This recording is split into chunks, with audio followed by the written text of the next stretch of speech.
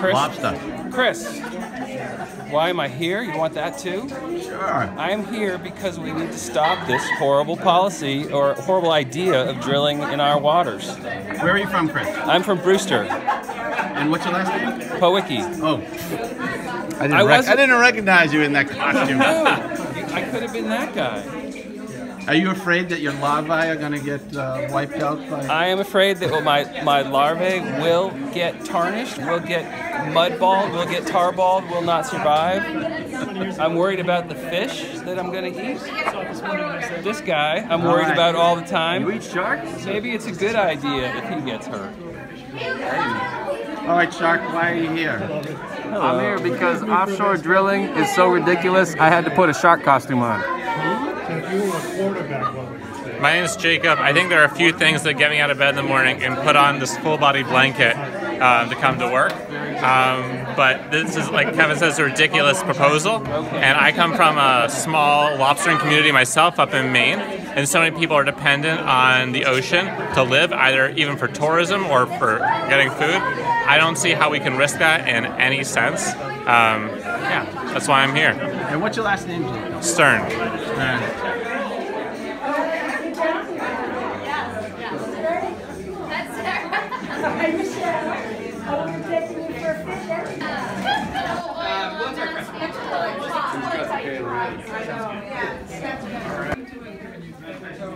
Clams, oysters, lobsters.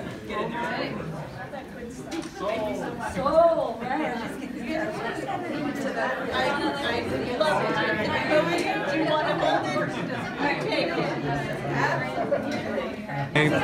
I'm Don Mallinson, and I'm from East Falmouth. I happen to be a member of the Sierra Club and didn't want to pass up the opportunity to express my displeasure with dirty fuels and my for offshore wind farms. Collaboration with over 20 nonprofits, Sierra Club, 350 Environment Mass, Climate Now, Conservation Law Foundation, Surfrider Foundation, Mass Audubon. I could keep going on and on and on. There are so many hands involved in making this happen today and in really expressing our opposition to this ridiculous plan to open up the shores off of Massachusetts to seismic exploration and drilling. So thank you all for coming. What message that we're here to send during the public meeting tonight? What are we saying to offshore drilling? No! Excellent. And the meeting that we're going to go to at the end of this press event is immediately downstairs from us. There's an elevator as well for folks who find stairs challenging. But if you exit... Killing is killing! Right. And it's important to keep in mind as well that the agency staffers who work for the Bureau of Ocean Energy Management are not our target here. They do nice.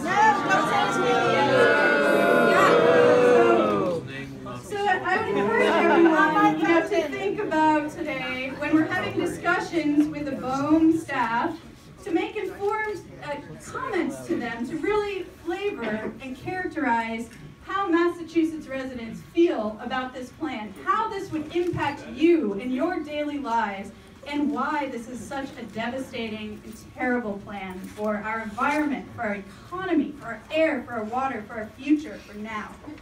So keep that in mind. You're not our offshore drilling. No! Right. So thank you again for coming. Without further ado, Emily Norton is here for our introduction, and thank you in particular to the folks who took a bus from the Cape. Raise your hands. They do that because they know what is at stake here. Opening up our coast to offshore drilling would be terrible for Massachusetts. And you can rest assured that on behalf of our 130,000 members and supporters across the Commonwealth and the 3 million across the country, Sierra Club will be fighting this with everything we've got. In the courts, on the streets, at the ballot box. That's right. So offshore drilling is obviously bad for climate change. It's bad for marine life, including, in particular, the iconic right whale that today's Boston Globe talks about is on its path to extinction. And it's bad for anyone who makes money from our economy, the recreation, the tourism. EPA Administrator Scott Pruitt says the Bible tells him we're supposed to drill. Natural resources are here to harvest. If this is their religion, the Trump administration prays to a very particular altar, the altar of corporate profit and greed.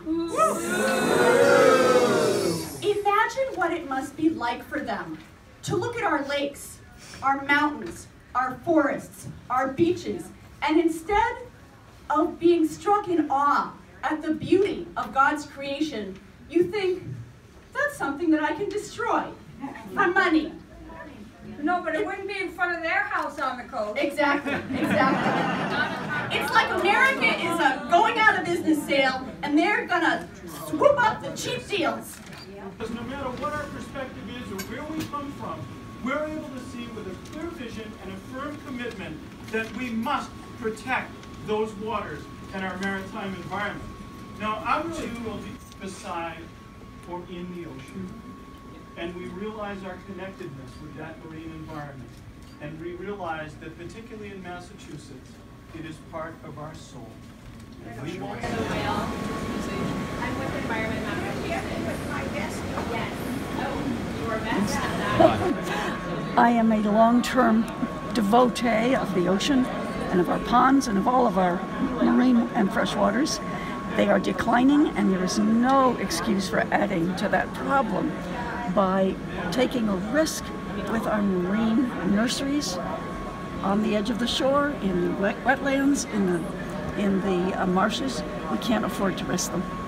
And what's your name and where are you from? Sandy Bain from Eastham, Cape Cod.